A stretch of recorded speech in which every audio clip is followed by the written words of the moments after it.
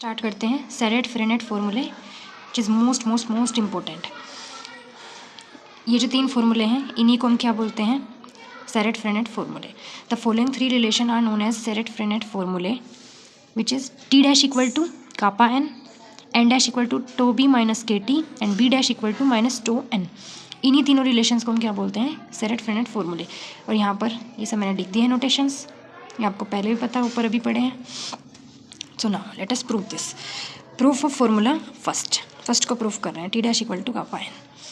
We know that T dot T equal to 1 होता है। T एक यूनिट वेक्टर है तो उसका डॉट उसी के साथ हमेशा 1 आता है, ठीक है। तो टी स्क्वायर इक्वल टू 1 हमने डिफ्रेंशिएट कर दिया with respect to S. So 2 T और टी का करेंगे तो टी डैश, 2 इधर गया 0 के नीचे तो 0 T dot T dash equal, ये बन गई फर्स्ट। अब टी डॉट टी किसी भी वेक्टर का डॉट किसी वेक्टर के साथ इक्वल टू 0 कब आता है, जब वो उसके परपेंडिकुलर होता है। तो इससे हम क्या बोल सकते हैं कि T dash is perpendicular to T. Okay, we know that the equation of osculating plane की इक्वेशन हमें पता ही है, ये होती है, ठीक है।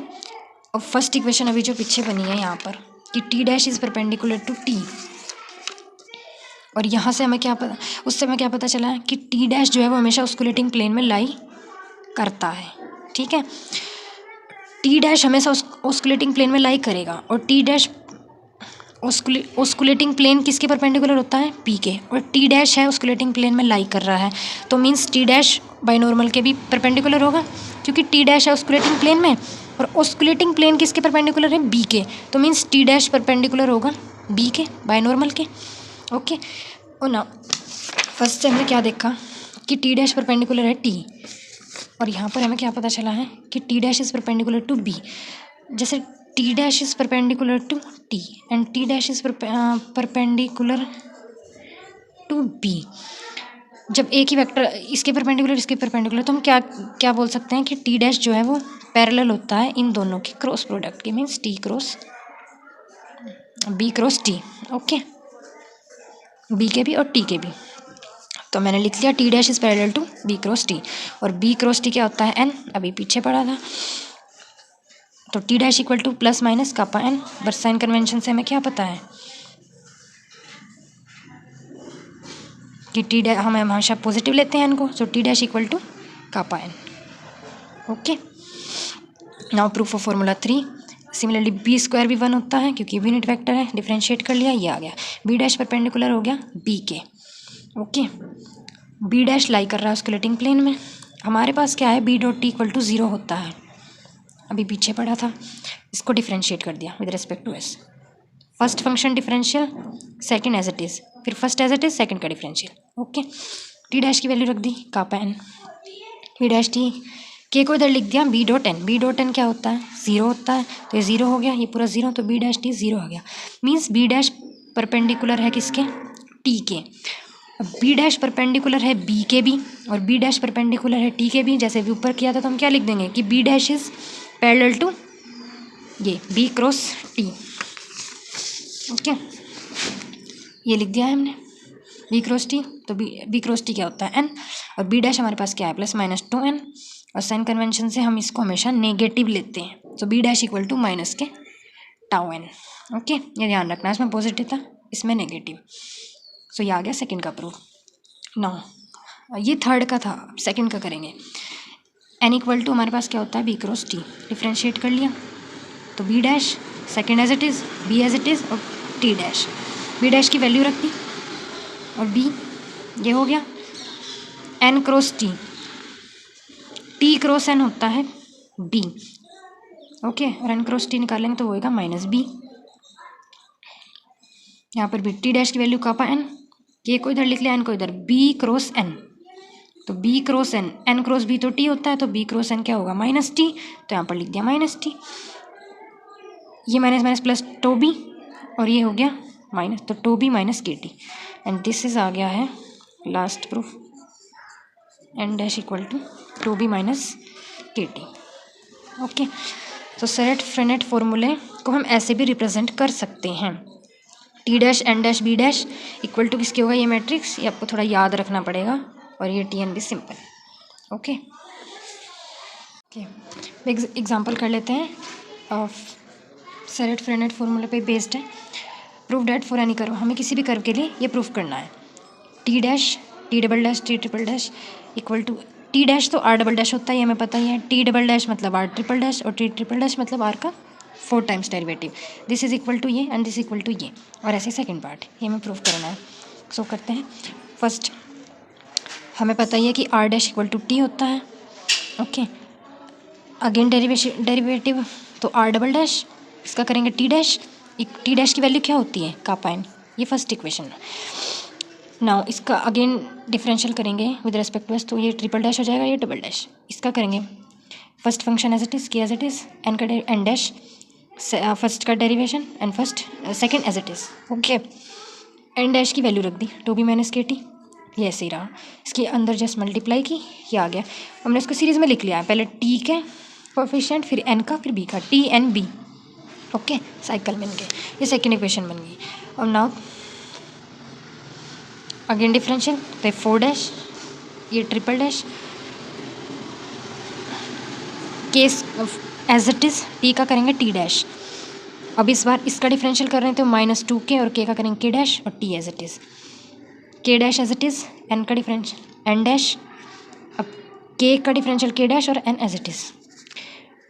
के टाउ को एक फंक्शन मान लिया पूरा, तो k tau as it is, b का किया बी डैश। अब के टाउ का डिफरेंशियल किया तो के टाउ डैश, फिर के डैश और tau into b, b as it is. Now t dash की वैल्यू रख दी कापा एन, ये एज इट इज़ रहा। यहाँ पर एन डैश की वैल्यू रख दी, और यहाँ पर बी डैश की वैल्यू रख दी, ये एज इट इज़। ओके, इसको सोल्व किया, ये as it is, k dash के अंदर मल्टीप्लाई की, ये आ गया, इसकी मल्टीप्लाई की, ये आ गया, ये as it is. So now let's see this k dash t and 2 k dash T, ये दोनों माइनस है तो क्या हो गया 3 के डैश टी। अब हमें देख, ये हो गया टी के लिए।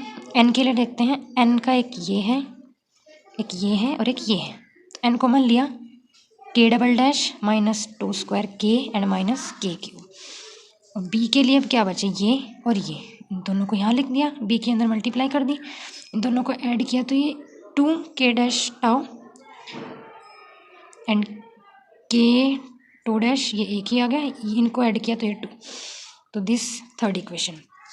अब हमें क्या करना है, हमें क्या निकालना था, देखो r dash r triple dash का हमने क्या किया, क्रॉस प्रोडक्ट कर दिया फर्स्ट और सेकंड इक्वेशन का, इन दोनों का यहाँ पर लिख दिए। क्रॉस प्रोडक्ट अभी पीछे भी किया था, तो टी एन बी, और ये सोल्व करने के बाद ये आ गया, this is from equation 4th। Okay, so now अब इक्वेशन 1st, 2nd, 3rd और 4th से ये इक्वल टू ये। अब आर डबल डैश और ट्रिपल डैश, इनका डॉट किसके साथ किया, ये 4 टाइम्स इसके साथ, तो ये वेक्टर अभी पीछे आंसर आता है, और R4 डैश जो आया हुआ था पीछे 4th इक्वेशन में, वो यहाँ पर लिख दिया।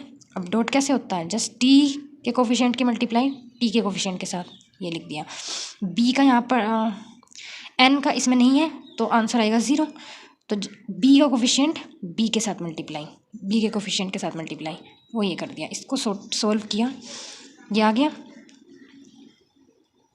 ये -3, ये प्लस का 2 तो हो गया माइनस, और ये एज इट इज़। यहाँ से के कापा क्यूब कॉमन लिया, अंदर ये बचा। अब डिनोमिनेटर एंड न्यूमिनेटर में के स्क्वायर की मल्टीप्लाई कर दी, यहाँ बोल सकते हैं के स्क्वायर की मल्टीप्लाई और डिवाइड कर दी, तो ऊपर के की पावर 5 और नीचे के स्क्वायर, ये आ गया। इसको हम कैसे लिख सकते हैं, ये denominator as it is, tau dash और माइनस इसका डैश, और ये एज इट इज़ कैसे लिख सकते हैं, डी बाई डी एस ओ।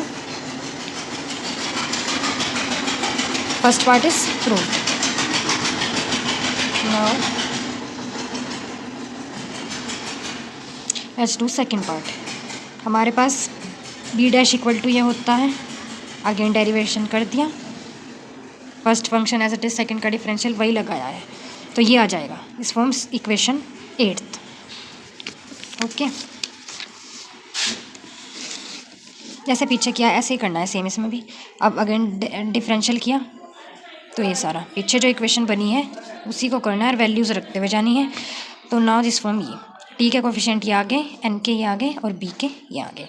फिर हमने क्या करना होता था, b dash cross b double dash निकालना था। तो बी डैश के इक्वेशन और ये बी डबल डैश की क्रॉस प्रोडक्ट निकालना है, तो मैट्रिक्स बना लिया और इसको सोल्व किया तो ये आ गया। सो नाउ ये डॉट ट्रिपल डैश, तो ये डॉट ये जो पीछे आया अभी ट्रिपल डैश की वैल्यू ये यहाँ पर जो आई थी ये वैल्यू ये रख दी। डॉट प्रोडक्ट करने के लिए टी के कोफिशिएंट की मल्टीप्लाई टी के कोफिशिएंट के साथ, एन यहाँ पर नहीं है तो वो ज़ीरो हो जाएगा, तो बी के कोफिशिएंट की मल्टीप्लाई बी के कोफिशिएंट के साथ, तो ये कर ये आ गया। सेम ऐसे ही यहाँ पर भी यहाँ टू स्क्वायर से मल्टीप्लाई और डिवाइड किया तो ये आ गया। And second part is also proved. Okay guys, example अच्छा था ना, और ये इंपॉर्टेंट भी है बहुत ज़्यादा, मुझे करने में बहुत टाइम लगा और सेकेंड वाला तो मेरे से बहुत देर में बार बार मिस्टेक हो रही थी। Okay guys, thank you for watching.